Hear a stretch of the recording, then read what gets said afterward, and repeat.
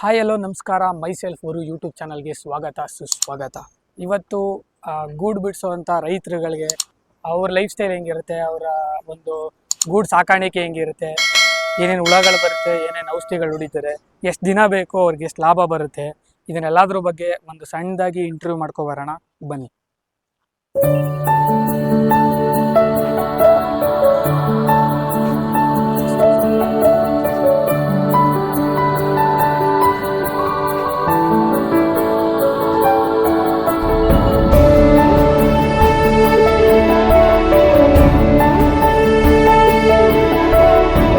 ಇದು ಗೂಡೆಲ್ಲ ಹೆಂಗೆ ಏನು ಇತ್ತ, ಹೆಂಗ್ ಸಾಕ್ತೀರಾ, ಎಲ್ಲಿಂದ ತಗೋ ಬರ್ತೀರಾ, ಚಾಕಿ ಹೆಂಗ್ ತರ್ತೀರಾ, ಏನು ರೇಟು?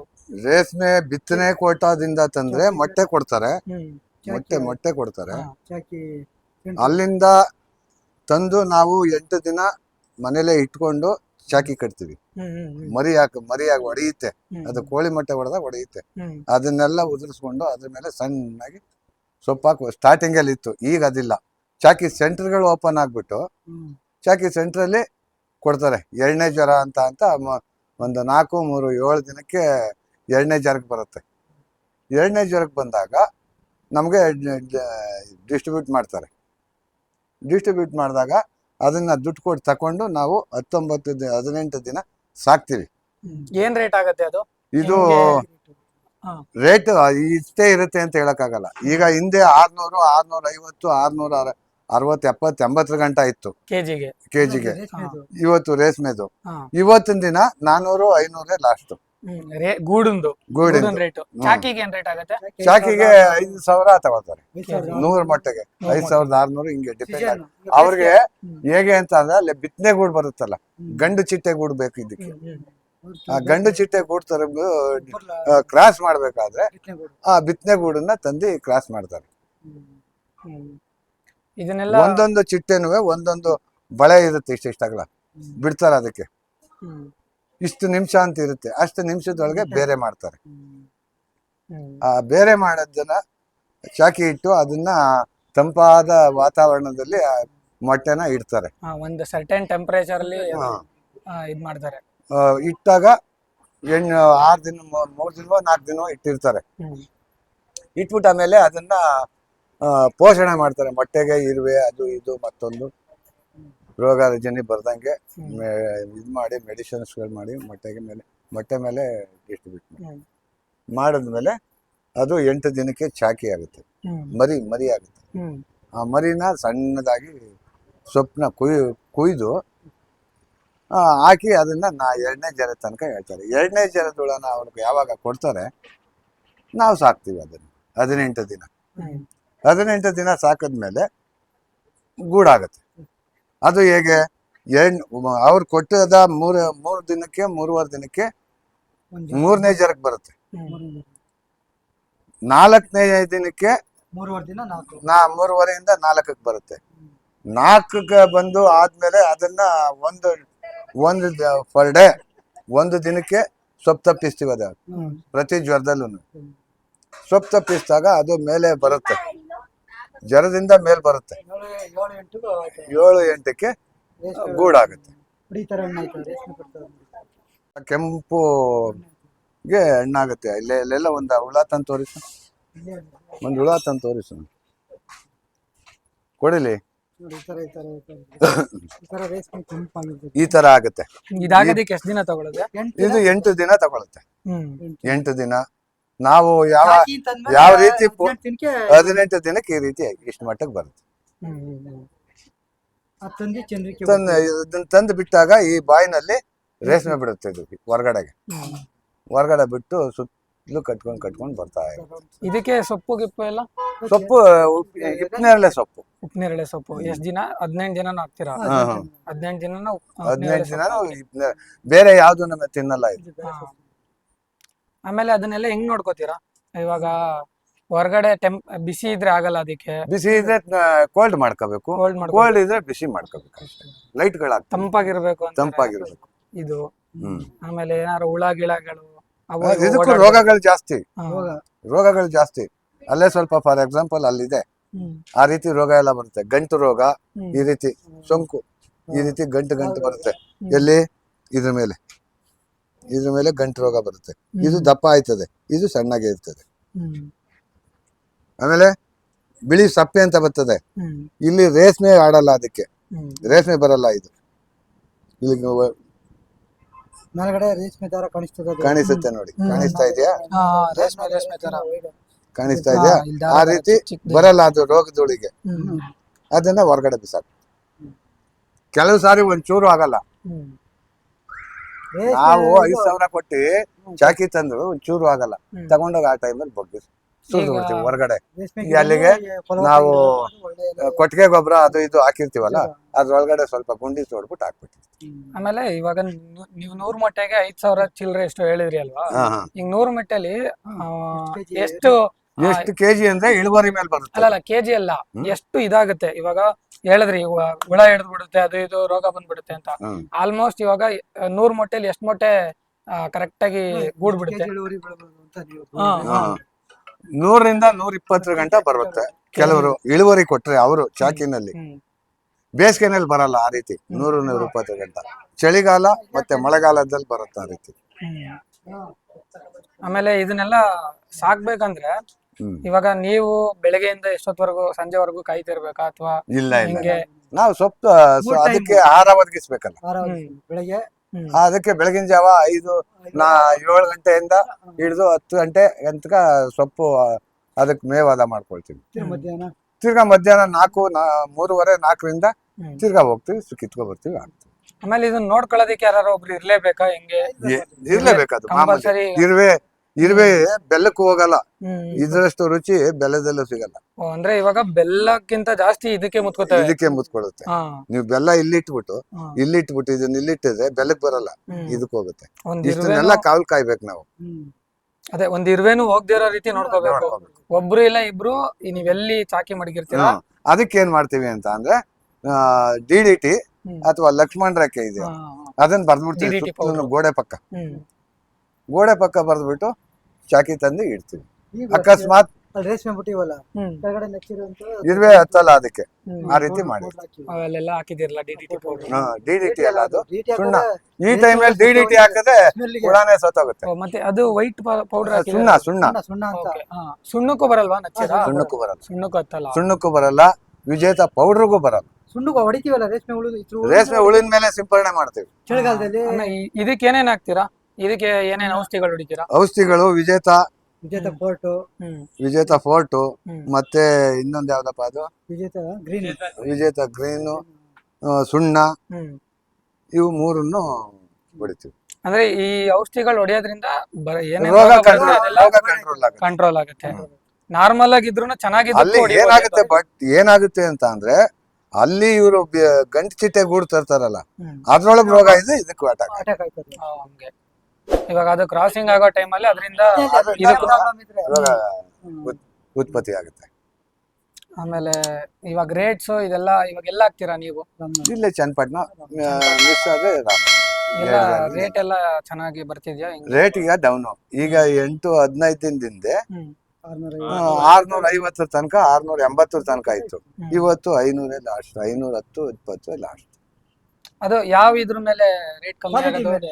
ಕ್ವಾಲಿಟಿ ಯಾವ ತರ ಇರ್ತದೆ, ಯಾವ ತರ ಇದೇ ಕ್ವಾಲಿಟಿ ಈಗ 15 ದಿನದಲ್ಲಿ ಇದ್ರೆ 650 ಆಗಿರುತ್ತೆ. ಹೆಂಗೆ ಕ್ವಾಲಿಟಿ ಹೆಂಗ್ ಚೆಕ್ ಮಾಡ್ತಾರೆ? ಕ್ವಾಲಿಟಿ ಇದೆ, ರೀಲರ್ಸ್ ಗಳು ಅದೇ ಇದ್ರಲ್ಲಿ ಇರ್ತಾರಲ್ವಾ, ಇಷ್ಟು ಬತ್ತೆ 1 kg ಇಷ್ಟು ಬತ್ತದೆ ಅಂತ ರೇಷ್ಮೆ ಅವ್ರಿಗೆ ಐಡಿಯಾ ಅದೇ ಇದೆ ಇರ್ತಾರಲ್ಲ, ಅಂದ್ರೆ ತೂಕದ ಮೇಲೆ ಅವರು ಈ ಗಟ್ಟಿ ಬರುತ್ತೆ, ಹಿಂಗ ಅಮುಕ್ತಾರೆ.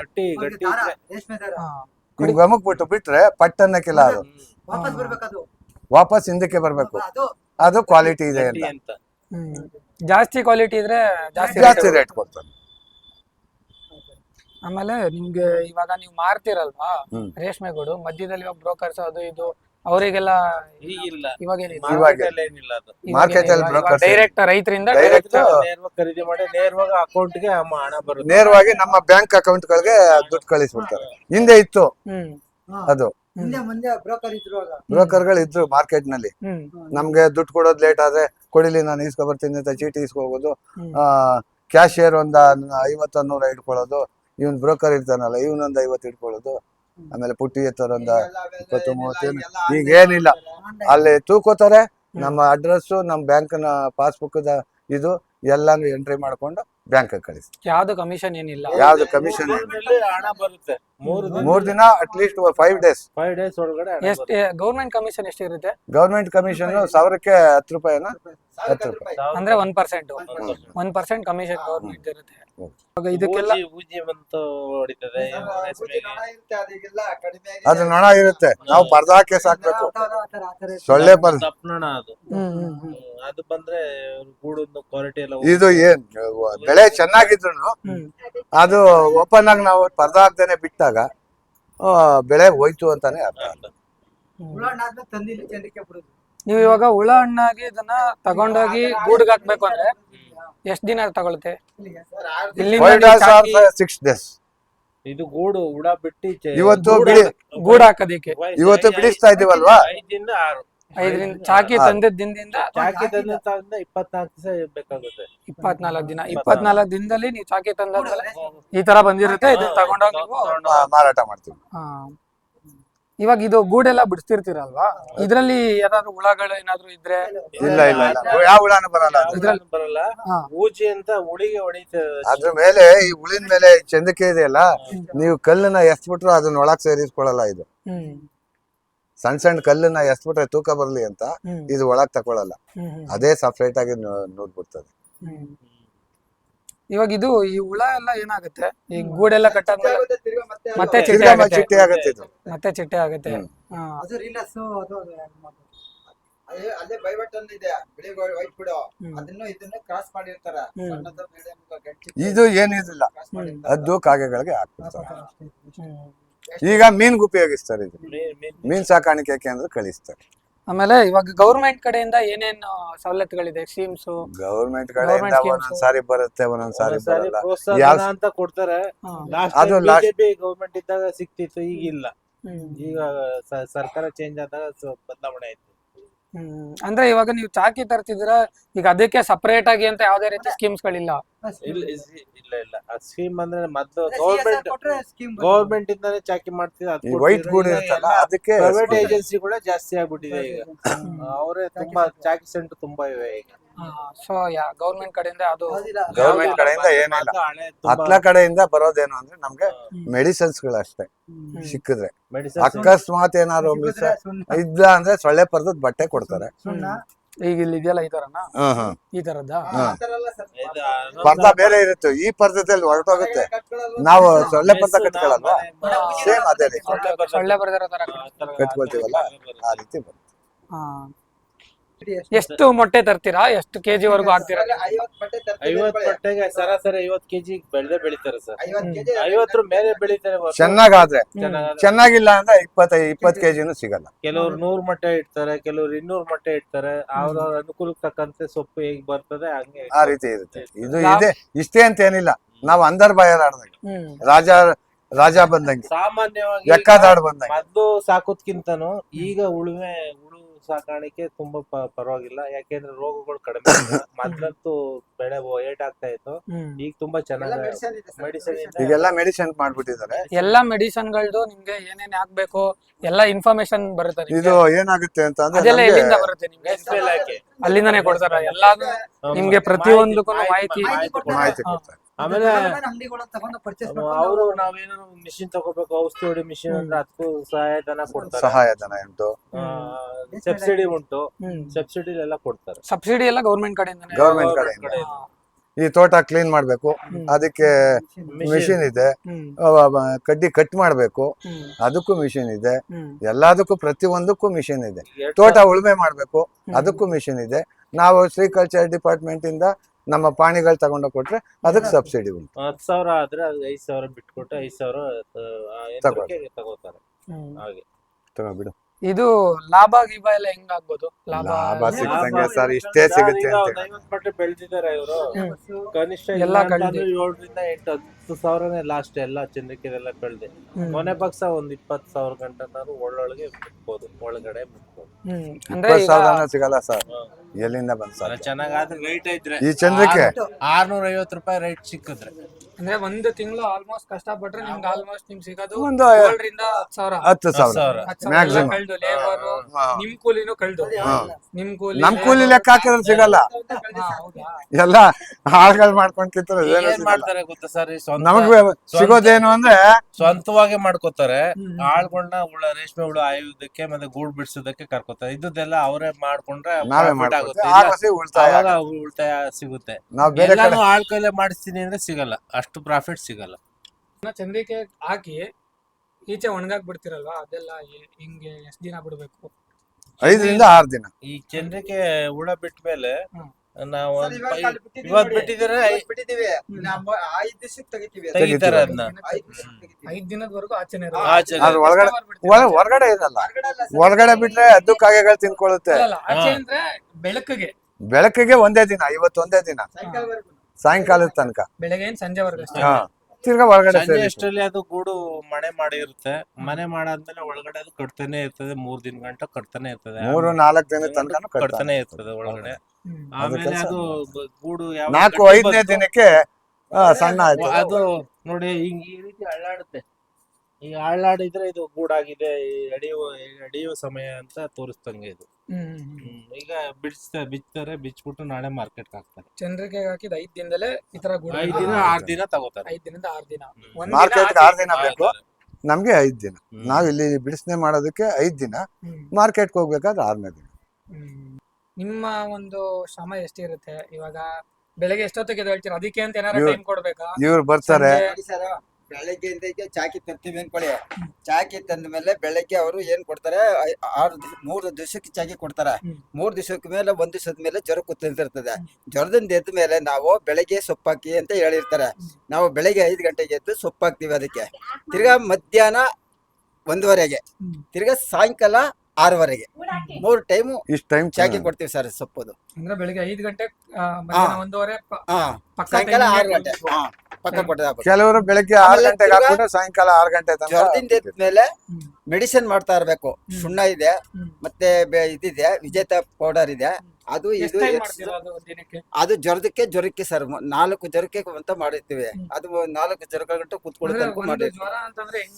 ಅದು 3 ದಿವಸಕ್ಕೆ 1 ಜ್ವರಕ್ಕೆ 3 ದಿವಸಕ್ಕೆ ಕುತ್ಕೊಳ್ಳುತ್ತೆ. ಗೊತ್ತಾಗುತ್ತೆ ಈಗ ತೋರಿಸಿದ್ನಲ್ಲ ಆ ಬಣ್ಣಕ್ಕೆ ಬಂದಿದೆ. ಆ ಬಣ್ಣಕ್ಕೆ ಬಂದಿರ್ತಾರೆ. ಕಲರ್ ಮೇಲೆ ಕಲರ್ ಮೇಲೆ ಹೋಗ್ತಾರೆ. ರೇಷ್ಮೆ ರೇಖೆ ಮೇಲೆ ಹೋಗ್ತಾರೆ.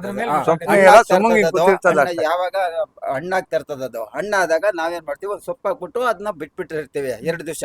2 ದಿವಸ ಎದ್ದ ಮೇಲೆ ತಿರ್ಗಾ ಅದು ಸೋಲೆ ಕಳೀತದೆ. ಸೋಲೆ ಕಳೆದ್ಮೇಲೆ ತಿರ್ಗಿ ಮತ್ತೆ ಸೊಪ್ಪು ತಿನ್ನಕ್ ಶುರು ಮಾಡ್ತಾ ಇರ್ತದೆ. ತಿರ್ಗಾ ಮತ್ತೆ ಇನ್ನು 3 ದಿವಸಕ್ಕೆ ಡೈಲಿ 3 ಜ್ವರಕ್ಕೆ ಬರುತ್ತೆ. 3 ಜ್ವರದಿಂದ ಅದೇ ತರ ಆಗುತ್ತೆ. ತಿರ್ಗಾ 4 ಜನಕ್ಕೂ ಹಂಗೇನೆ ಅದೇ ಒಟ್ಟಲ್ಲಿ 24 ದಿನದಲ್ಲಿ ಮಾರ್ಕೆಟ್ ಗೂಡ ಹಾಕ್ತಾರೆ ಅಷ್ಟೇ ಸರ್.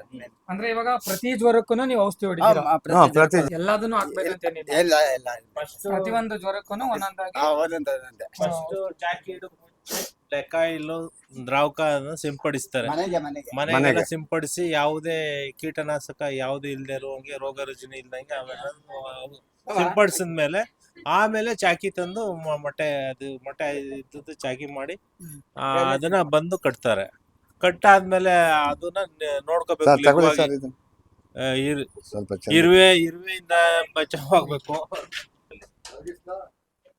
ಈ ತರ ನೋಡಿ, ಇಲ್ಲಿ ನಿಂತಿರ್ತದೆ ನೋಡಿ. ಇದು ಸೊಪ್ಪಿನಿಂದ ಬರುತ್ತೆ, ಇದು ಇಲ್ಲ ಬಿತ್ತನೆದು ಬರುತ್ತೆ. ಇದು ನೋಡಿ ಈ ತರ ಹೇಳಕ್ಕಾಗಲ್ಲ. ಈ ತರ ಅದು ಈಚೆ ಬಂದ್ರೆ ಅದು ಕಟ್ಟಲ್ಲ ಅಂತ ಸರ್. ಇದು ಕಟ್ತಾ ಇದೆ ನೋಡಿ, ಇವಾಗ ಇಲ್ಲೆಲ್ಲ ಕಟ್ತಾ ಇದೆ ನೋಡಿ. ಒಳಗಡೆ ಯಾವ್ದು ಇರುತ್ತೆ, ಇವಾಗ ಕಟ್ತಿಲ್ಲ. ಬಾಯಿ ಆಡಿಸೋದೆಲ್ಲ ಕಟ್ತಾ ಇರ್ತದೆ. ಸುಮ್ಮನೆ ಕುಂತಿರೋದೆಲ್ಲ ಕಟ್ಟಲ್ಲ, ವೇಸ್ಟೇಜ್ ಇದು. ಇದೆಲ್ಲ ವೇಸ್ಟೇಜ್ ಇದು. ಈಗ ಯಾವ್ದು ಈಚೆ ಇರುತ್ತೆ ಅದೆಲ್ಲ ಕಟ್ಟಲ್ಲ ಸರ್. ಚಂದ್ರಿಕೆಗೆ ಎಷ್ಟು ಹುಳ ಹಾಕ್ತೀರಾ? ಅಂದಾಜ್ ಮೇಲೆ ಹಾಕ್ತೀರಾ? ಹುಳ ಅಂತಲ್ಲ, ಒಂದ್ ಚಂದ್ರಿಕೆಗೆ 800 ಗ್ರಾಮ್ ಅಷ್ಟು ರೇಷ್ಮೆ ಗೂಡು ಆಗುತ್ತೆ. ಅಂದ್ರೆ ಹುಳ ಲೆಕ್ಕ ಹಾಕೋಕ್ಕಾಗಲ್ಲ. ಹುಳ ಲೆಕ್ಕ ಯಾರು ಹಾಕೋಕ್ಕಾಗಲ್ಲ. ಇಷ್ಟು ಮೊಟ್ಟೆ ಅಂತ ಲೆಕ್ಕ ಹಾಕೊಂಡು ಅಷ್ಟು ಮೊಟ್ಟೆಯಿಂದ ಹುಳನ ಹಣ್ಣಾದ್ಮೇಲೆ ಈ ರೀತಿ ಚಂದ್ರಿಕೆಗೆ ತಂದು ಬಿಡ್ತಾರೆ. ಬಿಟ್ಟಾದ್ಮೇಲೆ ಇದು 5 ದಿವಸದವರೆಗೂ ಇದನ್ನ ಇಲ್ಲೇ ಬಿಟ್ಟು 5 ದಿವಸದ ನಂತರ ಇದನ್ನ ಎಡಿತಾರೆ. ಒಂದು ಚಂದ್ರಿಕೆಗೆ 800 ಗ್ರಾಮ್ ವರ್ಗು 1 kg ಬೆಳಿತಾರೆ. ತುಂಬಾ ಒತ್ತ ಬಿಟ್ರೆ ಅದು ಇದಾಗಲ್ಲ. 800 ಗ್ರಾಮ್ ವರ್ಗು ಗೂಡು ಆಗುತ್ತೆ 1 kg. ಇದೊಂದು ಚಂದ್ರಿಕೆ 800 ಗ್ರಾಮ್ ಆಗುತ್ತೆ. ಚಂದ್ರಿಕೆ ದೊಡ್ಡದು ಚಿಕ್ಕದು ಏನಾರ ಬರುತ್ತಾ ಅದೆಲ್ಲ ಚಂದ್ರಕ್ಕೆ ದೊಡ್ಡದು ಇದೆ, ದೊಡ್ಡದು ದೊಡ್ಡದು 1-1.5 kg ಅಷ್ಟು ಬೆಳೆಯೋದು ದೊಡ್ಡದಿದೆ. ಹಾ. ಇದು ನಾವು medium size ಚಂದ್ರಿಕೆ ಇದು. ಒಬ್ಬೊಬ್ರು ಏನ್ ಮಾಡ್ತಾರೆ, ತುಂಬಾ ಒತ್ತ ಬಿಟ್ಬಿಡ್ತಾರೆ, ಹ್ಮ್. 1 kg ಬೆಳ್ದು ಅಂತ ಹೇಳ್ತಾರೆ. ಹ್ಮ್. ಯಾಕೆಂದ್ರೆ ಅದು ಒತ್ತ ಬಿಟ್ರೆ ಅದು ಗೂಡು ಕಟ್ಟಕ್ಕೆ ಹಿಂಸೆ ಆಗುತ್ತೆ. ಗೂಡು ಸಣ್ಣದಾಗ್ ಕಟ್ತದೆ, ಮತ್ತೆ ಉಚ್ಚೆ ಬೀಳುತ್ತೆ. ಹಾ. ಇದು ಗೂಡ್ ಕಟ್ಟಬೇಕಾದ್ರೆ ಹಾ. ಸಾಯಂಕಾಲ ಟೈಮ್ 7 ರಿಂದ 8 ಗಂಟೆ ನೋಡಿ, ಈ ರೀತಿ ಉಚ್ಚೆ ಬೀಳುತ್ತೆ. ಈ ರೀತಿ ಹ್ಮ್. ಹಾ, ಹಾ, ಹಾ. ಈ ರೀತಿ ಉಚ್ಚೆ ಬೀಳುತ್ತೆ. ಇದು ಗೂಡು ಮೇಲೆ ಕುತ್ಕೊಂಡ್ರೆ ಹ್ಮ್. ಗೂಡು ರೇಟ್ ಕಡಿಮೆ ಆಗುತ್ತೆ, ಓಕೆ. ಅಂದ್ರೆ ಅದು ತಿಕ್ನೆಸ್ ಗಟ್ಟಿ ಬರಲ್ಲ. ಗಟ್ಟಿ ಬರಲ್ಲ, ಗಟ್ಟಿನೂ ಬರಲ್ಲ. ಆಮೇಲೆ ಅದ್ರ ಕ್ವಾಲಿಟಿ ಕಮ್ಮಿ ಆಯ್ತು, ಅದು ಕಲರ್ ಚೇಂಜ್ ಆಯ್ತದೆ. ಹ್ಮ್. ಆದ್ರಿಂದ ಇಷ್ಟೇ ಒಂದು ದಾಯವಾಗಿ ಬಿಡ್ಬೇಕು. ಮೀಡಿಯಂ ಬಿಡ್ಬೇಕು ಇನ್ನ. ಹ್ಮ್. ಒಂದು 200 ಒಳಗ್ ಬಿಡ್ಬೇಕು ಸರ್ ಹುಳ ಇದು. ಅಂದ್ರೆ ನಿಮ್ಗೆ ಹಾಕಿ ಅಭ್ಯಾಸ ಇರುತ್ತೆ, ಹಾ. ಒಂದ್ ಇಷ್ಟಿಷ್ಟು ಗ್ಯಾಪ್ ಅಲ್ಲಿ ಅಂತ ಬಿಡ್ಬೇಕು. ಹಾಗೆ. Thanks uncle. ಸೊ ಗೈಸ್, ನೋಡಿದ್ರಲ್ಲ ಇವತ್ತಿನ ಒಂದು ವಿಡಿಯೋ. ಈ ವಿಡಿಯೋ ಏನಾದರೂ ಇಷ್ಟ ಆಗಿದ್ರೆ ಲೈಕ್ ಮಾಡಿ, ಶೇರ್ ಮಾಡಿ, ಸಬ್ಸ್ಕ್ರೈಬ್ ಮಾಡಿ ಅಂತ ಹೇಳ್ತಾ ಈ ವಿಡಿಯೋನ ಮುಗಿಸ್ತಿದ್ದೀನಿ. ನೆಕ್ಸ್ಟ್ ವಿಡಿಯೋದಲ್ಲಿ ಸಿಗೋಣ. ಅಲ್ಲಿವರೆಗೂ Tata, bye bye, take care.